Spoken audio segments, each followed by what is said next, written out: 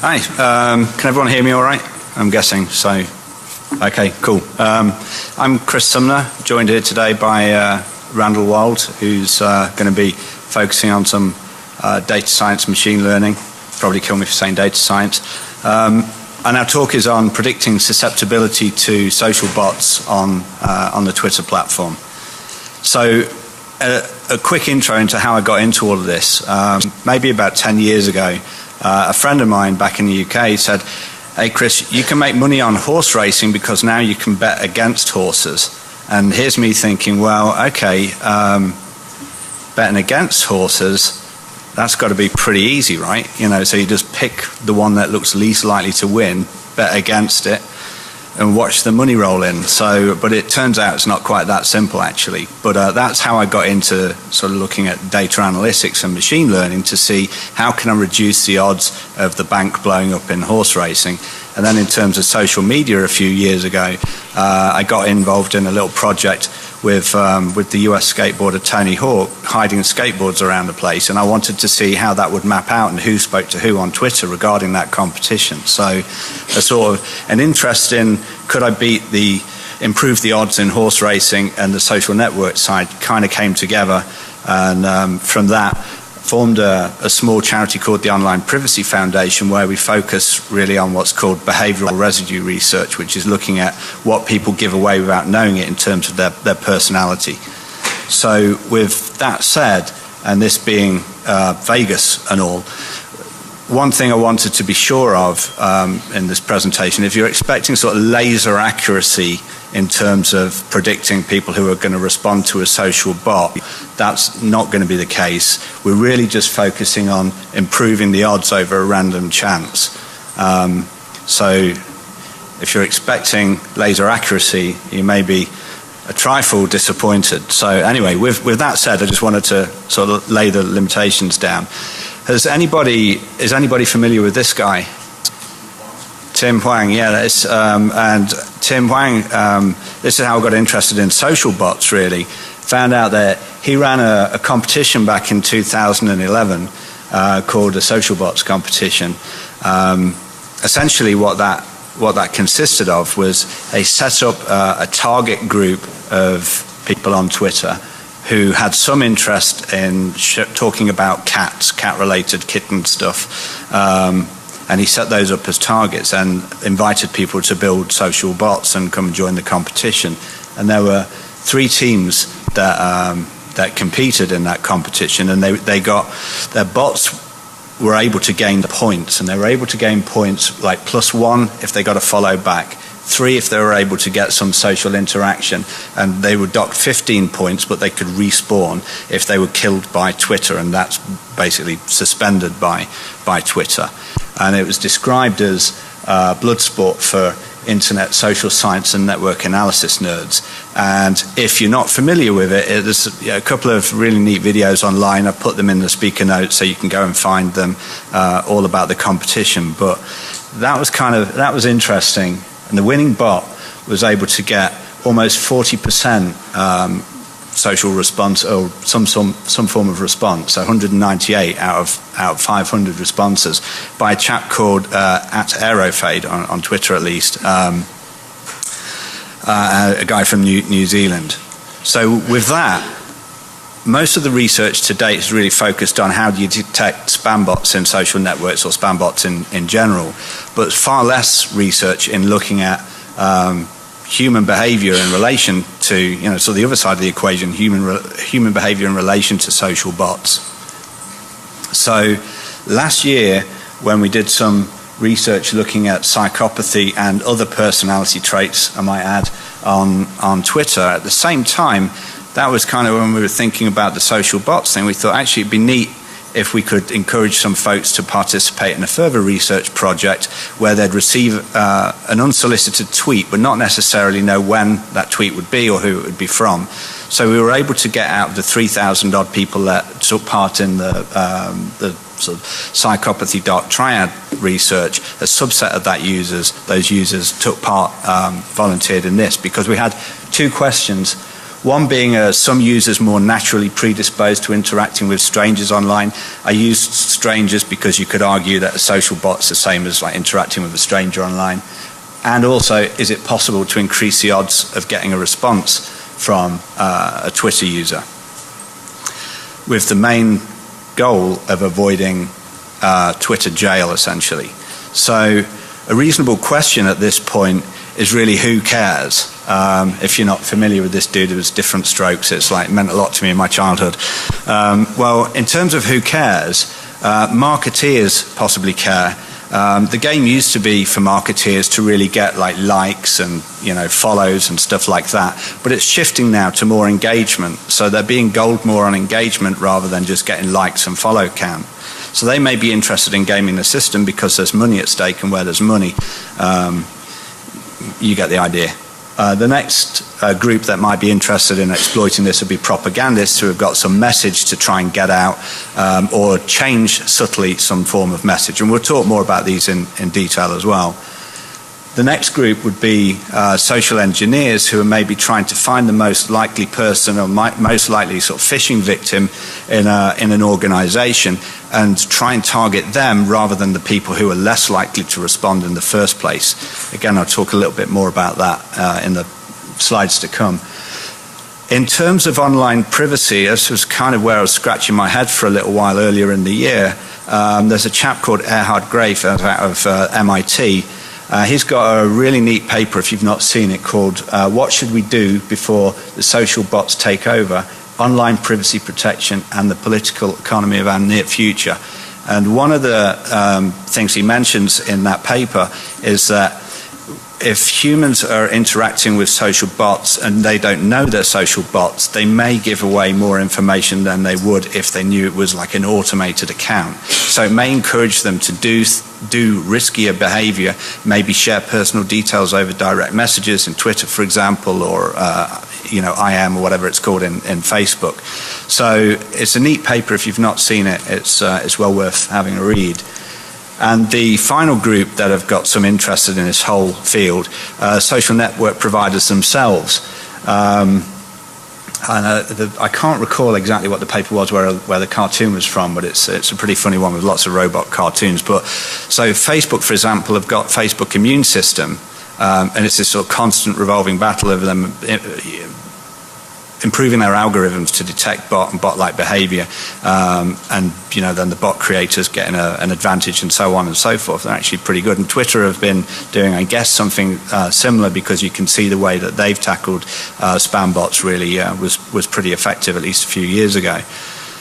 So we set to work in building some bots to actually analyze this for ourselves. So in terms of the rest of the talk, how it will go down essentially is we'll look at the history and sort of current research of social bots. So if you're intimately familiar with Tim Hwang, this next 10 minutes may be a little bit light for you.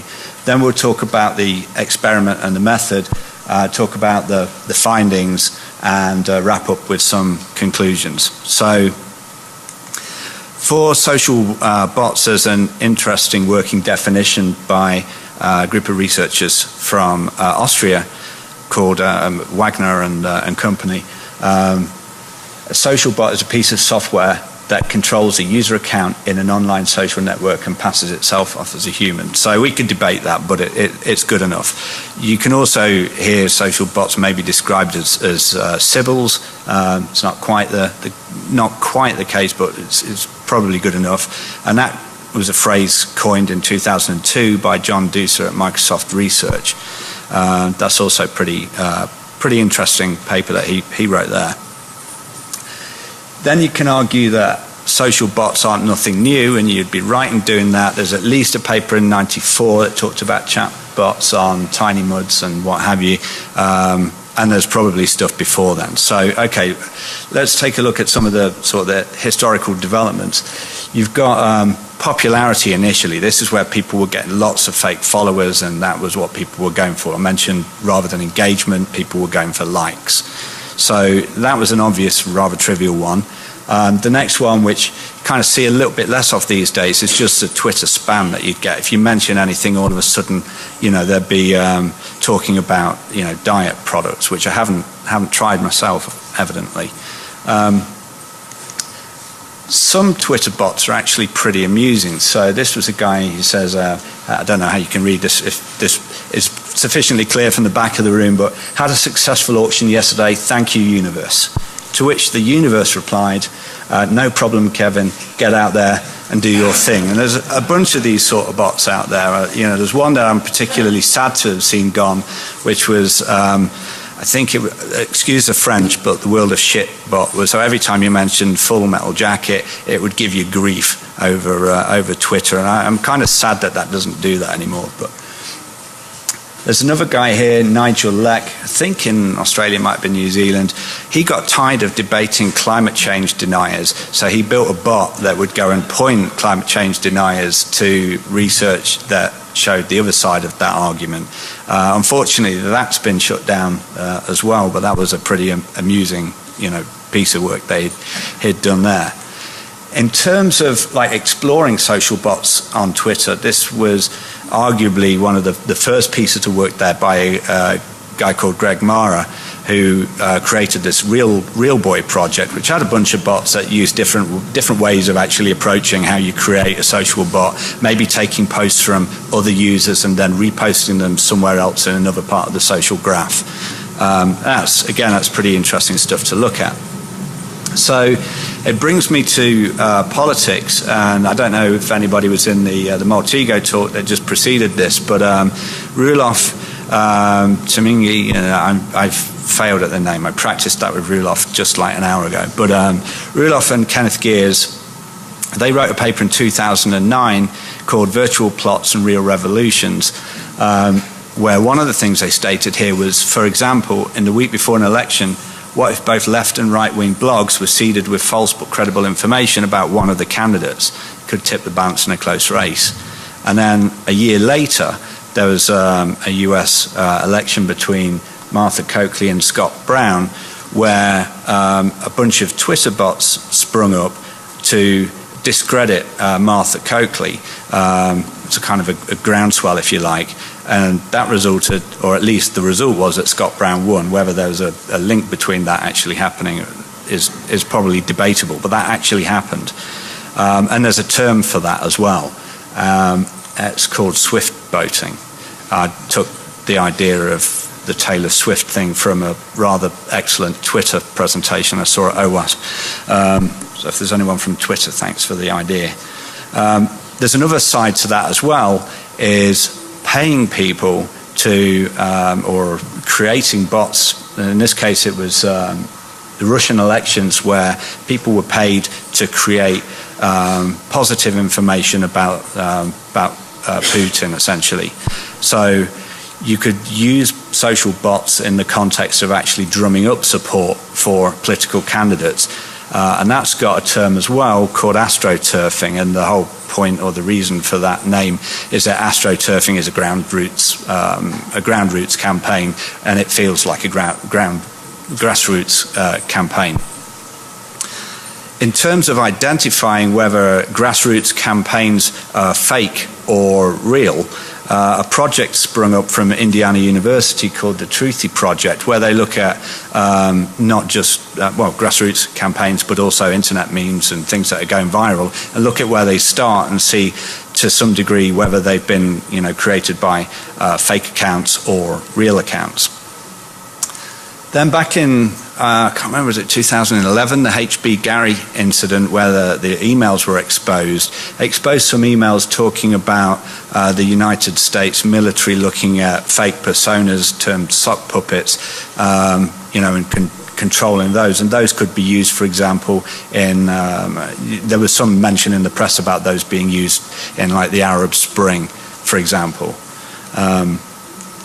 Which is interesting because that's one of the things that Roelof and Kenneth Geers in their 2009 paper had suggested, that a large virtual population scattered all over the world and encompassing different socio-economic backgrounds could be programmed to support any personal, social, business, political, military or terrorist agenda. So their paper, although it was in 2009, we were seeing bits of that sort of come out in reality. One of the final things I wanted to mention was something that caught my attention around sort of Christmas time, was that you've got this service provider in the UK, a telecom service provider called EE, and they were coming out with tweets like this to their users who were complaining with, I don't know, service disruption or whatever. Please follow and DM your mobile number, postcode, and password. So obviously DMing passwords is fine because, you know, who sees DMs? But the interesting thing was this was picked up by a guy called Troy Hunt, who has got an excellent blog post on the topic. And he was just talking about the DM password issue. But what we noticed then was that this other account came up, My EE Care, and they came up with a sort of innocuous tweet about, can you link us to your post once it's done? But if you followed their tweets afterwards, then they got, you know, there was some interaction saying it's good to see EE doing something positive about that, and they were like, no, we don't really care.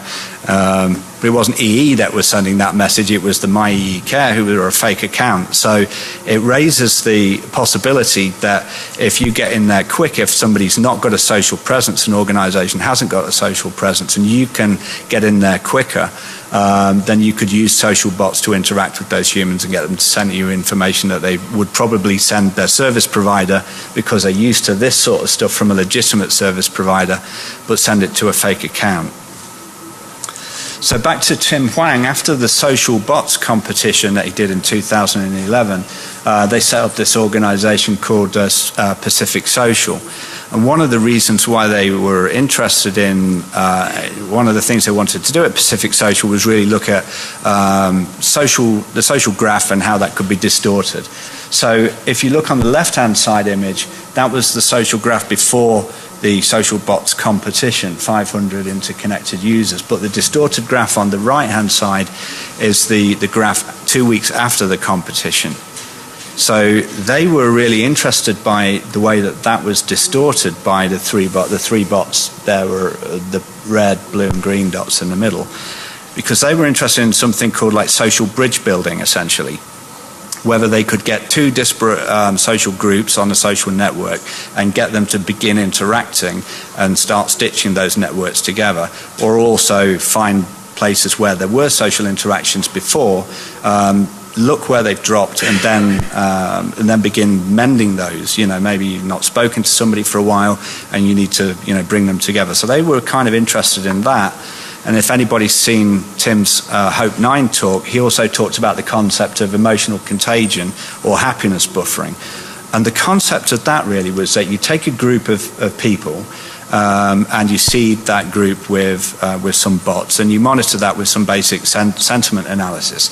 And you find that when happiness in certain members of that social group dips below a certain level, then you can start injecting happy information into that social network, or more positive tweets into that network. So what they were exploring was whether you could then actually turn some of the unhappy people into happy campers, essentially. So that's one of the things they're working on. I don't think they've concluded that, but it's kind of an interesting concept, which comes from, you know, sort of social interaction and the effect that has on many things, like obesity, for example. There's a chap that's written a great book called Connected, Krista Kiss, I think is his surname, and that's not been researched that much on social networks right now, but it's certainly a topic it's pretty interesting. Tim had also mentioned social penetration testing, and what he was suggesting was that if you can spread information with small inaccuracies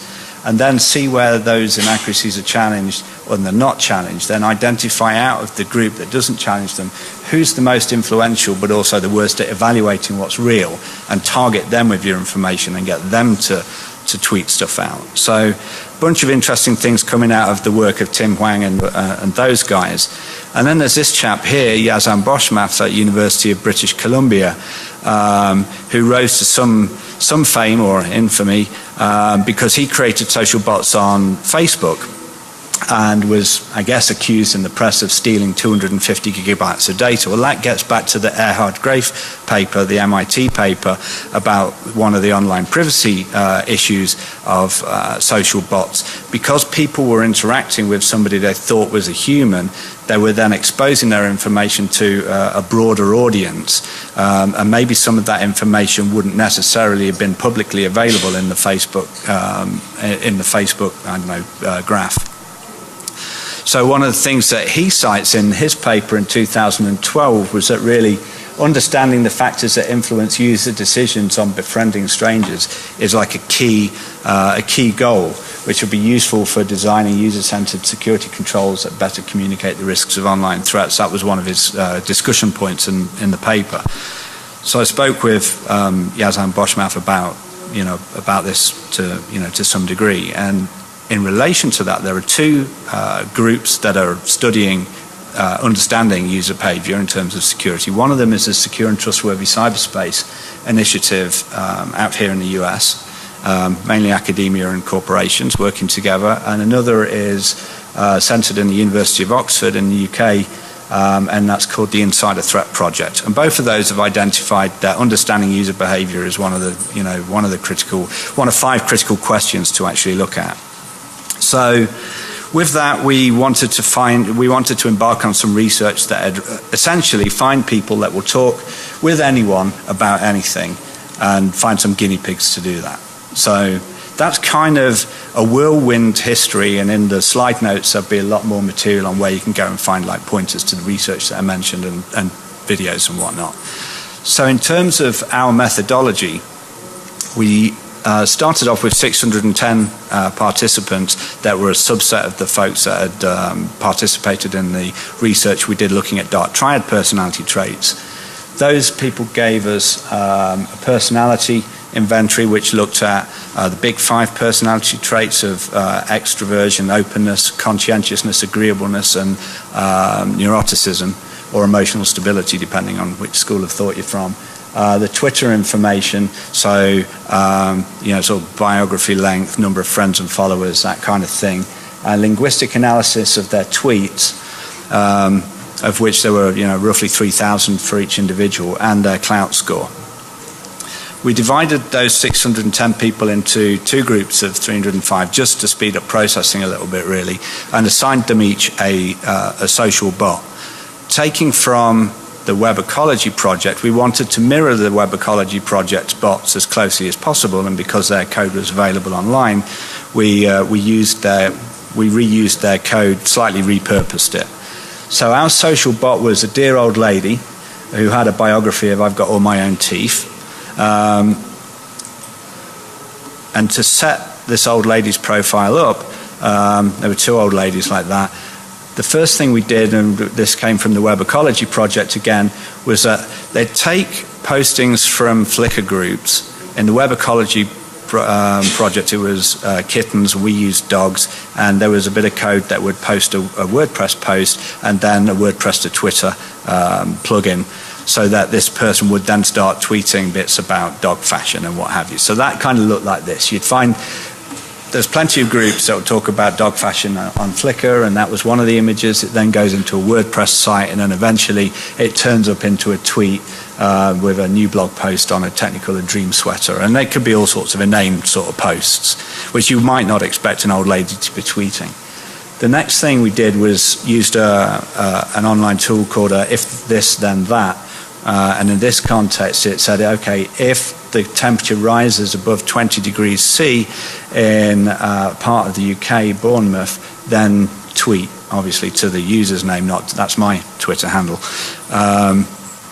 So she'd then tweet, wonderful, I can switch the heating off, it's 15 degrees C and sunny in Bournemouth, get in. So that would happen then every time the temperature rose above that. So it was a neat way of actually generating some content without having to do anything. Then the next thing we did is we took the target list of 305 per bot, and we followed them. You have to do some work with the way that you follow people, because the Twitter rules mandate that you don't do like aggressive following, so it takes a little while to do that following.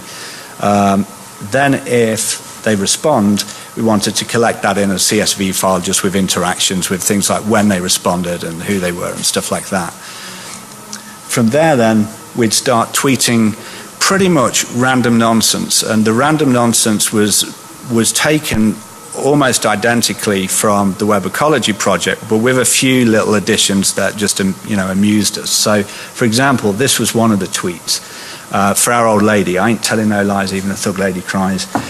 But I show no fears, I cry gangster tears. It probably works better after a beer, but that was one of the tweets, which is kind of different to what you'd expect from an old lady. So there were clues that this person might not be real. Too cute my dog is, I talk like Yoda. It was a whole bunch of tweets, essentially a little bit like that. But she would only tweet those maybe 4 or 5 times a day, but there was a whole bunch that she could select from.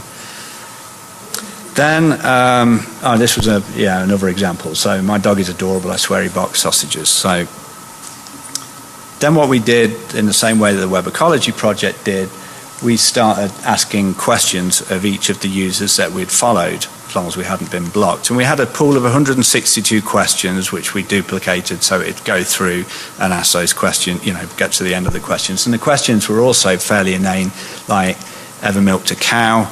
And what's better, a dog or a cat?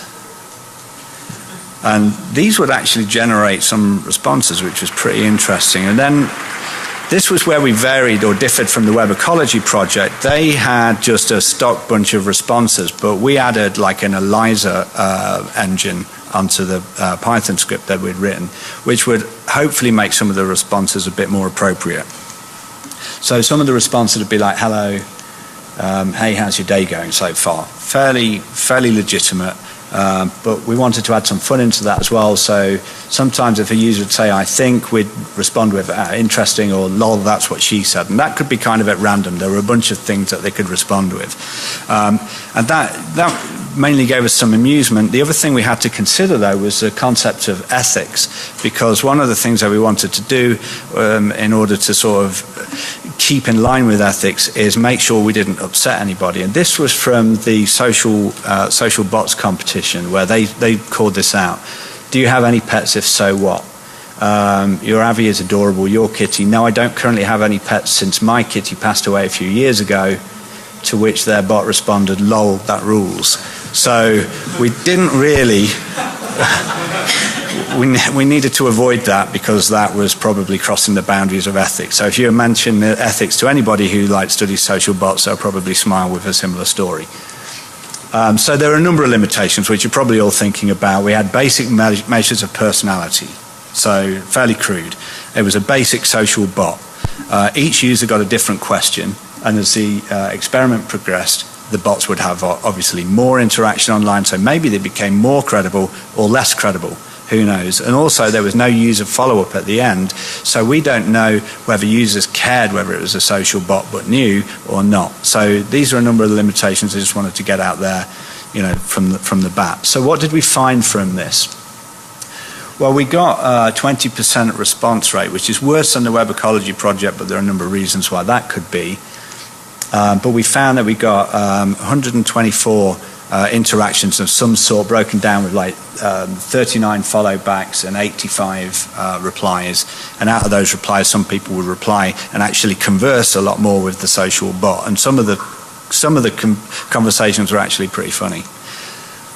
In terms of performance, that's kind of how it stacks up with the Aerofade bot from the Web Ecology project. You can see that ours did a lot worse, which is fine. But one of the amusing things is that the bot would often get into sort of unintended trolling. So you get a user, this was one of the questions, using no more than 10 nouns and only nouns, describe yourself. Facetious, I blanked out the swear words, but it was 4 letters. Annoying. So that was kind of amusing to us. And then the bot would respond, how do you feel when you say that? Which was from the ELIZA engine, which amused me. The next thing was an interaction with a particular user. It's a cool story, bro. Shut up, I hope you get suspended. To which the bot responds, I'm laughing so hard right now. I'm not sure if the user actually saw that because they may have already blocked the bot by then, I don't know. And We also got outed as being a social bot as well. What do you do for a living? I plan, guide, and help others write stuff. You're right, and when you're right, which was a stock response from the Web Ecology Project. You're a bot, aren't you? Granny failing Turing test after one exchange. So these kind of things amuse us. So what did we find from the personality aspect? Well, looking at that, we saw that extroversion was the only personality trait out of all of the big five and the three dark triad traits that had a statistically significant relationship.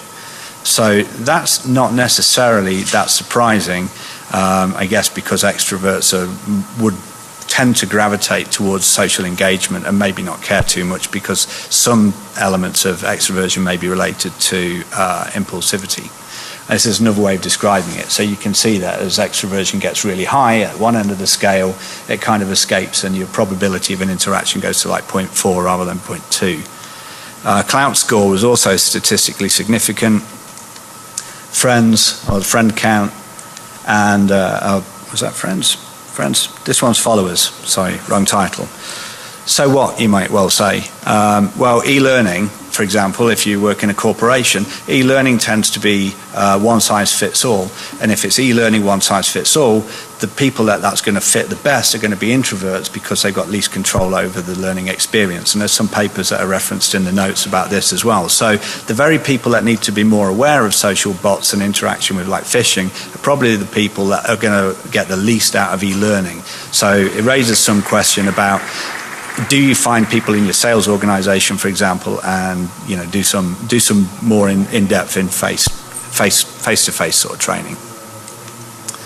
So we'll move on to talk about the data mining and machine learning. This is where we switch to can we predict who's going to respond and who isn't. Improve the odds essentially of getting a response. So this was what our baseline performance looked like. About 20% of the population responded. And what we wanted to do is obviously reduce this bit, because the more of those there are, then the more likely you are to end up with that screen. So you want to try and improve the odds in your favor essentially, and end up with something like this, where you've got all of the true positives who are going to respond and make sure you find all of the true negatives. So that would be, essentially perfection. So at this point, just want to call out precision as one of the performance evaluation criteria, really. What we deal with in precision is looking at the retrieved part of the data set. So we're not interested in the not retrieved stuff. And precision is really the fraction of retrieved instances that were correct. So in this case, it was about 20%. And that's what we wanted to improve. So at this point now, I'm going to hand over to my co-speaker here, Dr. Randall Wald from the University of Florida Atlantic University, rather. As Chris Sumner was saying, I am Dr. Randall Wald from Florida Atlantic University. My primary focus is on data mining, machine learning, basically data science. So let me give some very basic background on what data science is. It's important for a lot of different fields, including security research and, in this case, social bot mining and related social research. But some of you may not be as familiar with it. So this is just an example of what a data set might look like with, columns and rows, and specifically each row here is an instance which has a label, and it has a class value, and it has various feature values. So feature values are pieces of information we know about these people that we can acquire independent of the problem we're looking at. So in the case of Twitter, this is information we can find out about the person before we interact with them, before we see what they're actually going to do. So this is, for example, clout score or number of friends, where we can determine that just by looking at a profile and not having to work with that person directly.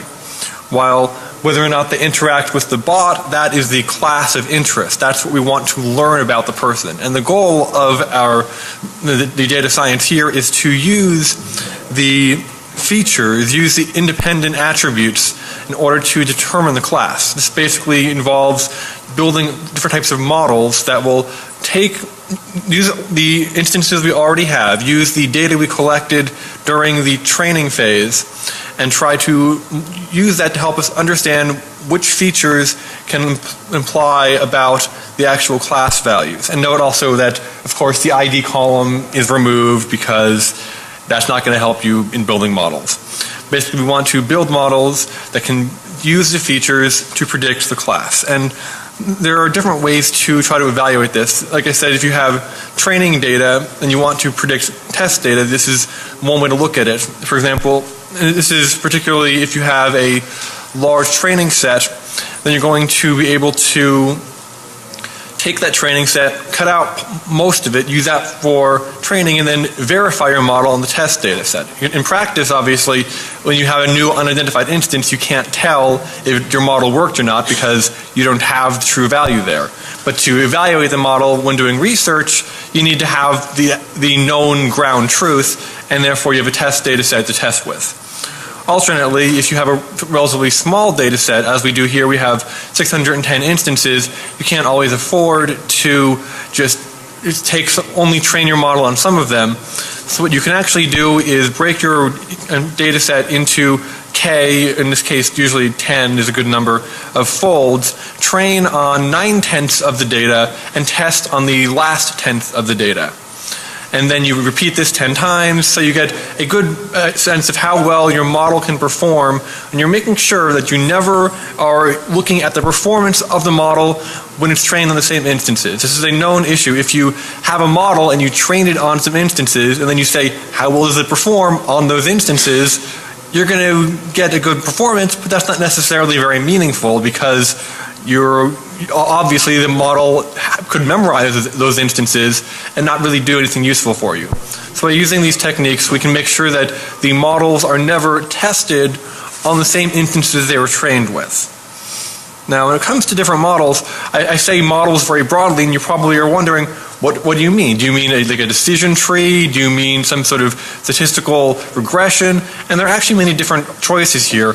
And the thing with data mining is no one best choice. You'd like to say, oh, this choice makes a lot of intuitive sense. Why don't we always use that? Because there are a dozen different models that you could always say, in some sense, that's the most intuitive one, that's the one you want to go with. So in order to find the best model, really the only option is to test a bunch of different options on your given data set and see what works best. Data science is not an exact science. It's basically seeing what works on real data, because real data is weird. Real data has complicated things, and you can never be certain what's going to happen until you actually experiment with it. So when you want to see how well your model worked on real data, one important thing to keep in mind is you may not have balanced data. And what that means is you may have more instances in one class than another. As Chris was saying, in this case, most people were not interacting or replying with the social bots. I believe that only 20% of individuals interacted in any fashion whatsoever, while only 13% replied. And if you just take a simple performance metric like accuracy, like what fraction of individuals that I classify correctly, that can be very misleading on such data sets. For example, you could just say, I predict no one interacted. And you're correct 80% of the time, but your model is useless. So in our research, we use different metrics such as the area under the ROC curve, abbreviated AUC, which try to give a more balanced view of false positives and false negatives to see that our models are not just giving us a naive view and saying, oh, you got all the negative ones correct. Doesn't that count for something? You want a model that can balance both false positives and false negatives. So I noted that we had multiple features. In the little diagram I only showed 2, but in practice we have quite a few in this data set. The tool we use to extract information from the tweets give us 80 different features for each tweet, for each user, telling about how they use different language terms, different words, different semantics, different punctuation. And we actually divided the tweets into different categories, so we had even more. So in order to build more accurate models and more meaningful models, we wanted to figure out which features are most important. This is especially interesting in the context of this Twitter social mining, in that we don't care necessarily about all the features. We care about which features are most important for understanding how users interact with bots. Which traits of an individual are going to tell us whether they're going to interact or reply. So feature selection will go through all the features and rank them and say, these features are the most important. And these are the features that you need to use for building models. And also, these are the features you want to use if you want to understand the psychology, the mental processes that lead to individuals interacting or replying to social bots. So we employ these techniques to try to get a better sense of how these features directly relate to the class, in this case, interaction or reply with social bots.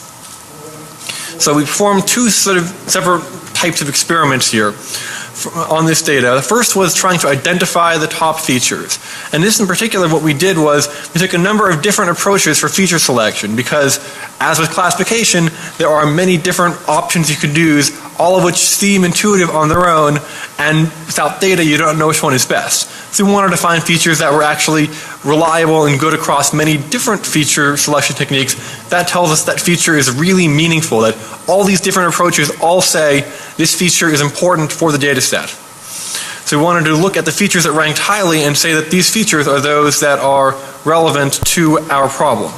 And then once we found the most important features, we built classification models to say, can we predict based solely on the feature values, based solely on the independent information we have about these users from their Twitter accounts and their profiles, can we use these features to predict whether they're going to interact with or reply to a social bot?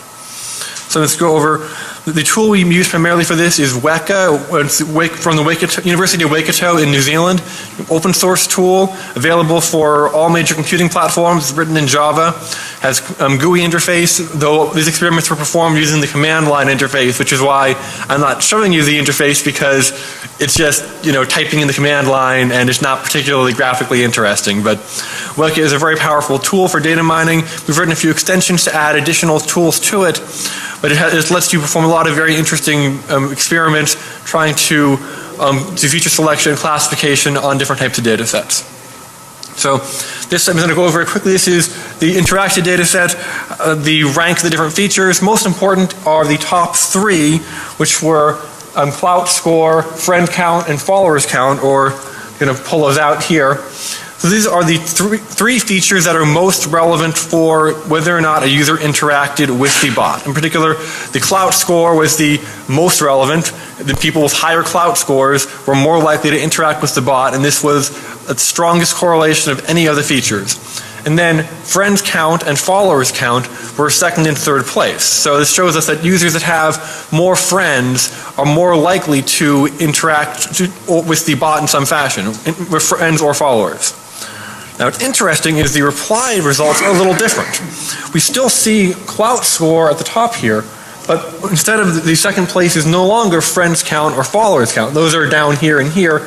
Instead, percent follow Friday comes higher. So it's actually interesting. We see that there are different personality traits that lead to either interacting with social bots or replying specifically. That those who interact with social bots are more likely to have more connections, more friends and followers on Twitter, while those who actually interact are more likely to be involved in the Follow Friday tradition, i.e. trying to encourage users to learn about new individuals. So I found that extremely interesting, that even though these sound like two very similar classes, that we have people who interact with social bots or people who reply to them, there actually are meaningful differences here in that those who interact are more likely to have more friends, while those who reply are more likely to be actively engaged in the Follow Friday tradition. Now, following using the features to determine the top features, we built our classification models, and these are just a bunch of models we built. I'm just going to highlight the best model we have here was when used top 40 features selected using a technique. Don't worry about the name of the technique.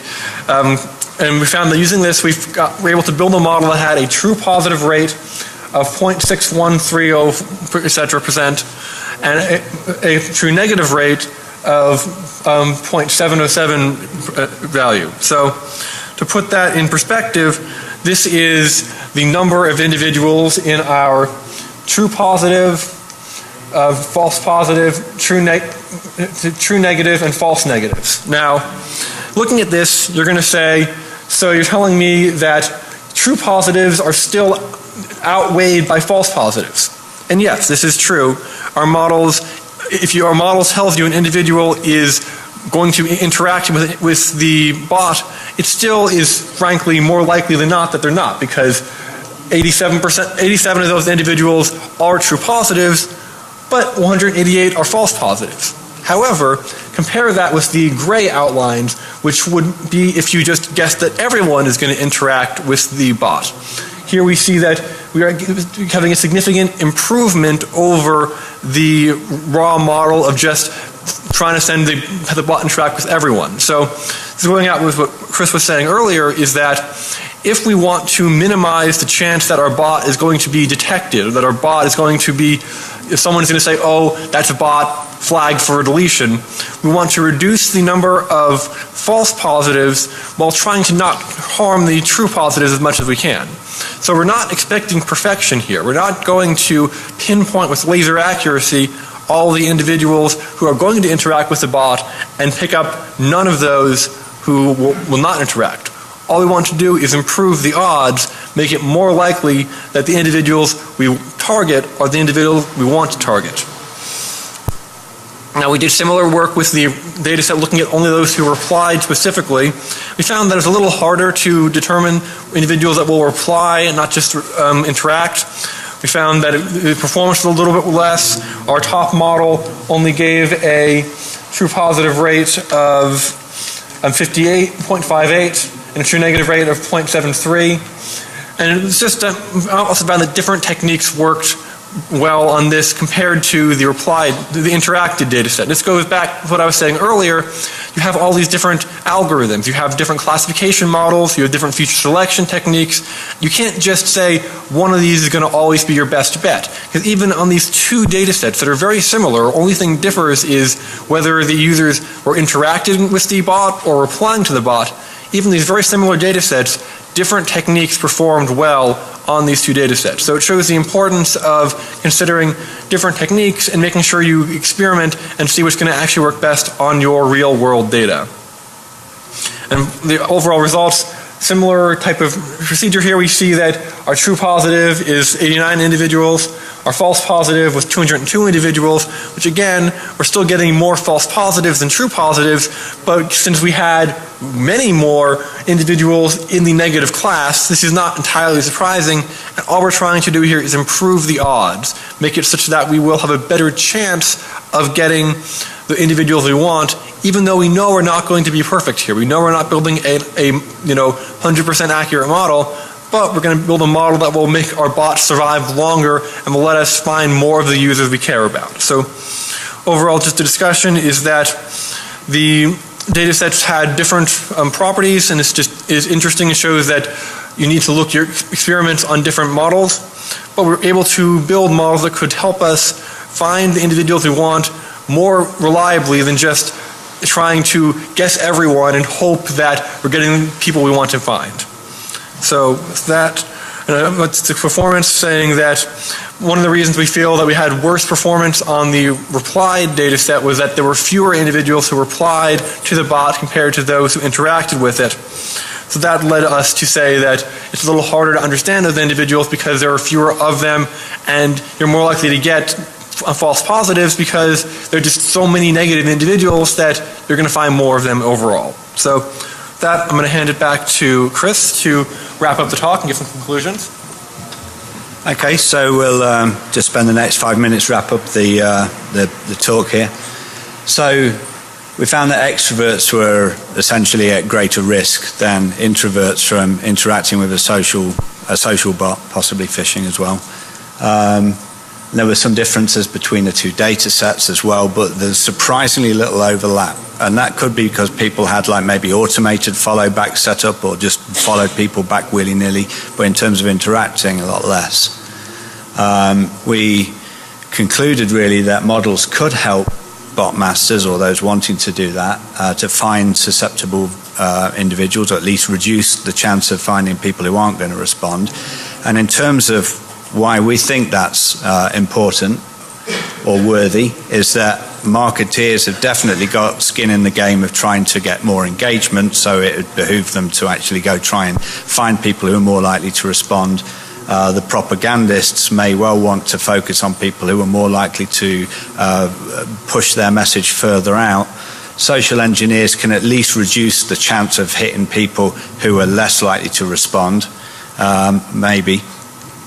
And in terms of how would social network providers respond, well, there's a couple of ways that this could be, or this whole field could be used for. One is in the field of usable security. So in terms of the web browser context, this is kind of you hit on something that's got a certification problem and you're going to get a red bar rather than a green bar, and so on. So that concept there may be some version of that concept that could apply into social networks as well. I don't know, but it's a possibility, as long as it doesn't end up like this, if anybody remembers old Windows helpful icons. So the other area, and I think the area where I think there's like most potential straight away really, is in actually thinking about your training classes and like looking or understanding that a certain portion of your users are going to be very different to another portion. So for example, sales, which you might be maybe more extroverted than say the accounts department, maybe you give them sort of face-to-face training on sort of phishing awareness, but also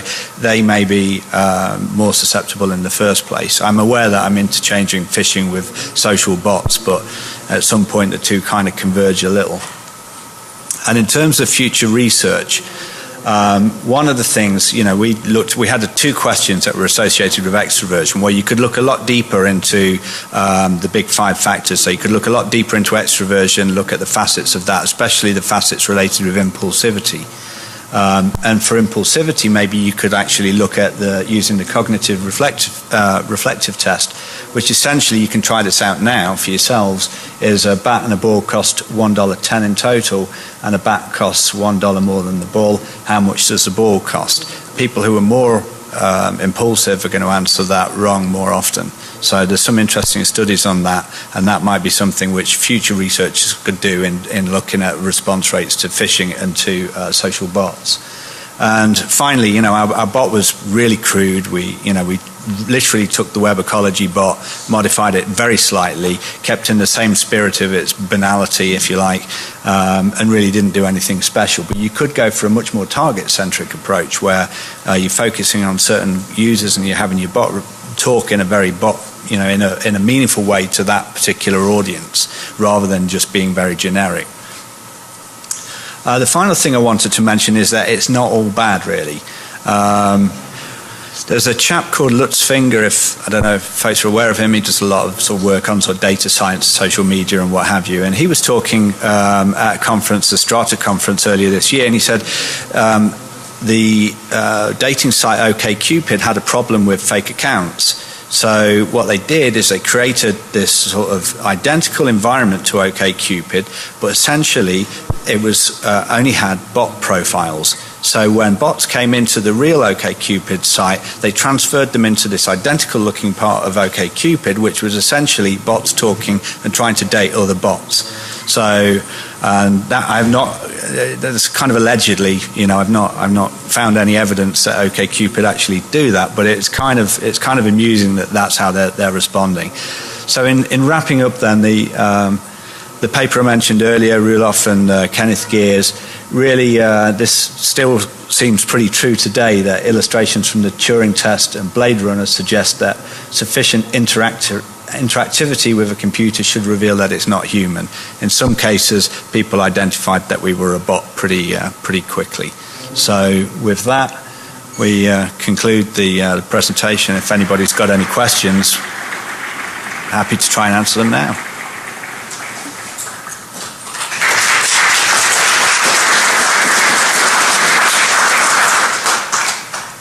Yep.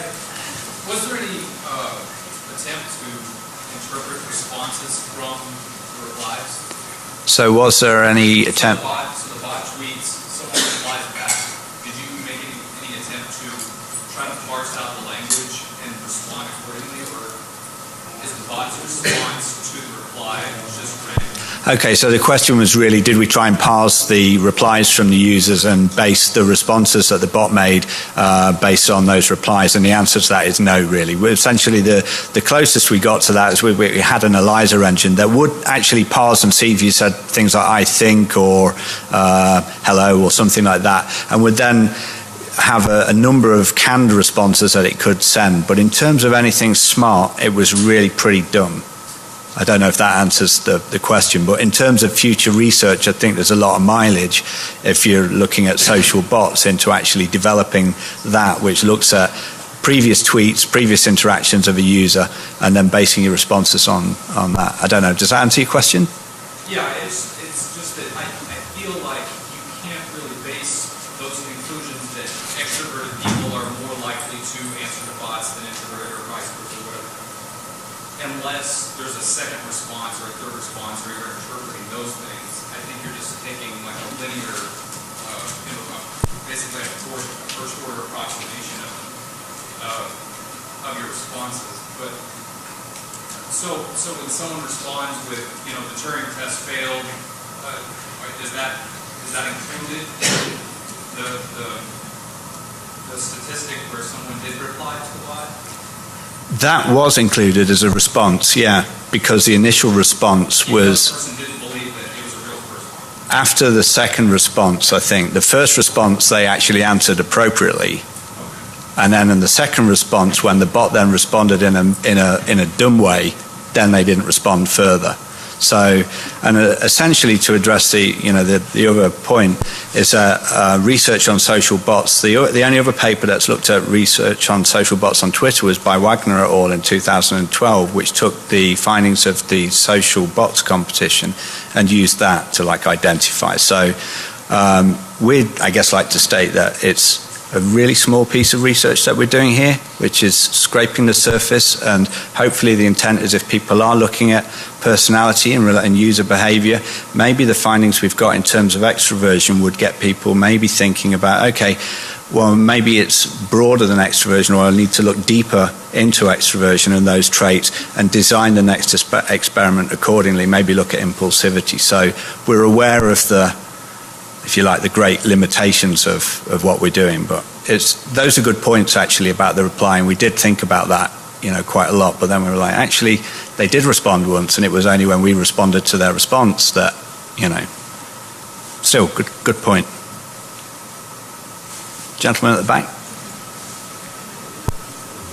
How sure are you that all the users that you were communicating with were human? Because so you can never be 100% sure, right? But the users that we took were users that had already signed up to a personality test, where they'd have to do a couple of things. They'd have to go through a consent form and then add the application and then fill out. It was like 10 questions for the big 5 personality traits and then 29 for the dark triad. So they'd have had to go through that. Now, yeah, you could automate it, but I'm not sure who would actually want to do that. So, I think the possibility of that is pretty low. Yep. Yeah, there's a good reason for that. When we handed over the data to Randall's task really, and that their group were to look at how do you predict, you wouldn't find the personality data on Twitter. It's not a Twitter attribute. So we looked at what Twitter attributes and Twitter activity would enable us to maybe gain an advantage in terms of the social bot, whereas extroversion was just something we were interested in sort of correlation, if you like. So we didn't say, oh, do we know that a user is extroverted and how would that work? Well, one thing I'd like to add is that, as Chris was saying, basically for the machine learning aspect, our concept was that in practice, a model, you're not going to have personality profiles of these people. We have them because of the previous psychopathy research, but in reality, if you're a marketer, you're someone out there trying to find individuals to target for this, you don't have that information. The best you're going to have is Clout Score, and I feel Clout Score might have some correlation with extroversion. I think, did we find that? I can't recall actually off the top of my head. I would not be surprised to learn that there is a correlation there. So that sort of acts as a proxy a little bit. Obviously, it's not the same, but that's giving us the same idea. And yes, we considered looking at the way the personality traits directly could help build our models, but the concern there was that they would totally overwhelm the rest of the features, and then it wouldn't help us understand the actual Twitter features that are really contributing to whether an individual replies or interacts with the bot. Hope that answers your question.